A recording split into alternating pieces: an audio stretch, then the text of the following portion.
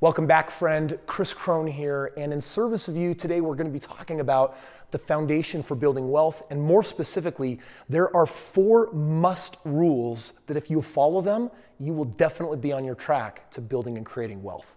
'Cause we're gonna be legends. What we're doing here ain't just scary. It's about to be legendary. You know, I think the biggest thing that kept me from building wealth when I was just starting out on my journey was me. I thought that it was going to be hard to make money. I thought it was going to be hard to amass wealth. I thought it was going to have to take like a lot of time and tons of years, and maybe I would need more advanced degrees and I'd have to learn how to get smarter, and then I would be limited by what I know. And only some of that actually ended up being true. The reality is that building wealth it is very easy, and it's actually really fun because it's like games. There's a couple of kind of games out there. Have you ever played Apples to Apples? That game frustrates me to no end. I hate that game. I cannot manipulate that game. You sit around a table and everyone gets to play a card and pick their favorite card, and like there's no math to it, so it drives me nuts. But if you put me in like a game of Monopoly, oh dude, you are toast.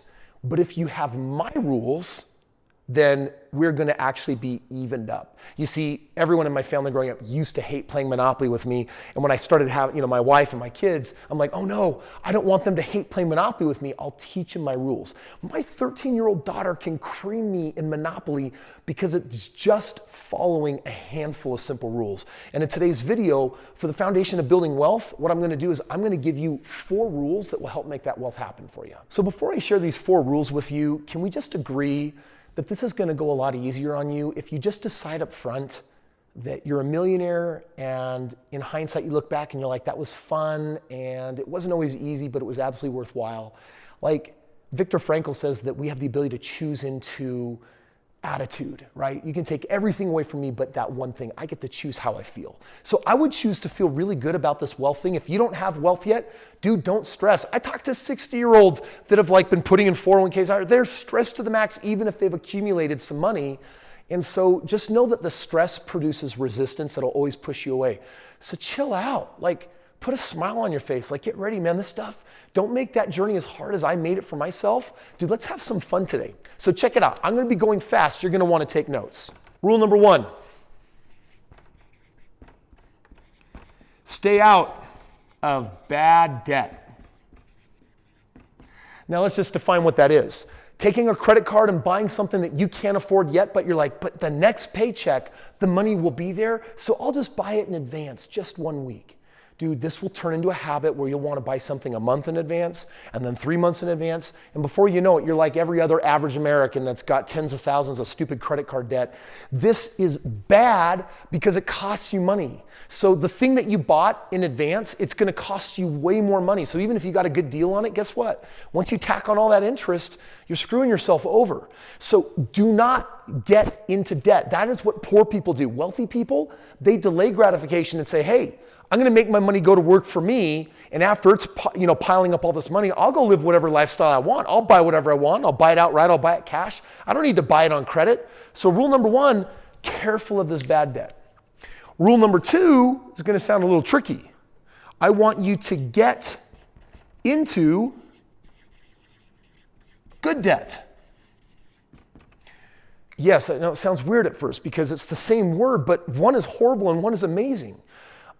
Bad debt costs you money. Good debt makes you money. So by the way, I don't even want to think how many millions and tens of millions. I'm in so much debt right now, but it makes me so much money. I'm in love with my debt. Let's make sure you understand the difference. We talked about this being like a boat that, has $600 a month payments, and I'm not making any money on it unless I throw it on Turo maybe or something. I don't know. Good debt, however, is like I buy an asset that appreciates in value and makes me money. So like the very first house that I ever bought, once I moved out of it, someone else moved in and I had a $550 a month cash flow. I still had a mortgage. That mortgage is debt. But the reason why it's good is that after the money came in to service the debt, there was $550 left over. And when I went to sell the house, I made well over $50,000 on it. So I loved that debt. I was sad to see that debt go. I was so sad that I consoled myself by going into a lot more debt. but of the good kind. And so I'm always looking for debt. I want to have as much debt as I possibly can, because what I do is I control it for short spurts. I buy a house for 5 years, I make a pile of money, I sell it, and then I go buy 2 more, twice as much debt, make a bunch of money, sell it, double it, 4 homes, 4 times as much debt, 4 times as much money, sell it, 8 homes, right? Do you see the pattern here? Stay out of bad debt, get yourself into good debt. Okay, rule number 3, pay yourself first. You are the most important expense to pay if you're going to work. You are not going to work to pay your mortgage. You're not going to work to pay your rent or to pay that other bill that you have out there, your phone bill. I want you to understand that you have to actually tax yourself for your time. Paying yourself means I'm going to get some money and keep some money, and it's not going out to my bills and expenses. Your goal in the beginning is 20%. You want to have 20% off the top, not what's left over. The first 20% of every dollar you make $5, you get the first dollar. And you are not allowed to put that towards an expense, because you're not working to cover expenses. You're working to get somewhere in your life. That other 80%, that's left over that you can use for paying bills and stuff like that. And the reason why paying yourself is so important is because we get to the 4th rule. You have to learn to invest. Now, I'm going to tell you something right now that financial planners are going to say, that's not reasonable, that's not possible, you can't sustainably do that. Watch me. I want you to shoot for making 20% a year on your investments, with this being low risk. Now, these numbers, they're very similar. I want to save 20% of what I earn, and I am going to divert that into my investments that I expect to get a 20% ROI on. That means that if I get $5 here, then I am going to actually take one of those dollars, I'm going to put it into my investments, and I want to earn 20% on that dollar, which means I'm getting 20 cents on that dollar. If you keep following this math, I make 5, I put 1 into my investments, on every dollar I get 20 cents back. Guess what this does with time? It compounds. What Albert Einstein said is like the biggest financial discovery ever of our time, and maybe probably for always. Like, this is eternal.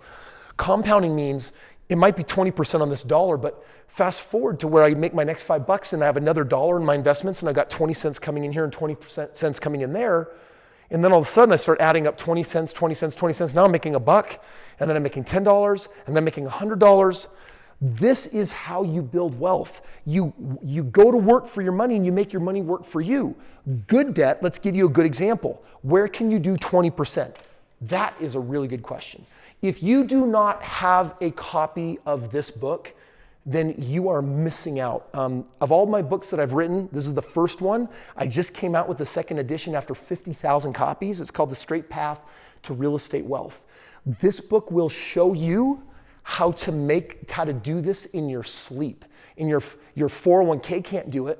Your IRA can't do it. Your stock portfolio S&P can't do it. And by the way, if you're only doing those things, dude, you're screwed. Dude, you do the math. You wait until you're like 50, 60 years old and be like, what could all that accumulate into? And you'd be like, that's weird. That's where I put all my savings. It's not what I need. It's not enough. It also doesn't actually pay me anything. There's no residual component. Why am I being told that this is good? I don't know. It's weird. I figured this out, fortunately, in my early 20s, and I'm here to actually help you hack that system. This book, by the way, I just released it for the first time free to the public. We made a boo-boo and ordered way too many copies, and I'm like, dude, let's just give them away for free. I am asking that you cover the shipping when you click the link, but outside of that, guess what?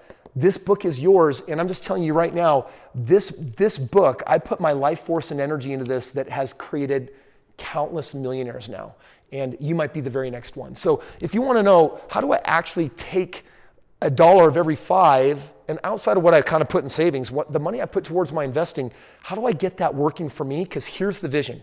Here's what I want you to understand. When I was 26 years old, I quit my job just after I graduated college, because my 25 homes, this one was paying me $300 a month, this one was paying me $600 a month, this one was paying me $500 a month, 25 of them, and I was making $12,000 a month. That was more than I made at my job. So you know what I did? I said, why am I working full time when they're working for me 24/7 and I don't have to work? So I quit my job. And you know what happened? I was like, Dang, what would you do if you had 25 homes producing 6 figures? You might buy 25 more. You might buy 100 more. You might buy 1,000 more. And that's exactly what I've been doing. I'm giving you the hack now so that you can get yourself to the top. These are my 4 rules for the foundation of building wealth. And that book, you just need to click the link in the description. It is a must read because it is the ultimate shortcut to doing what no financial planner on this planet can make happen for you. Best wishes. See you on tomorrow's video.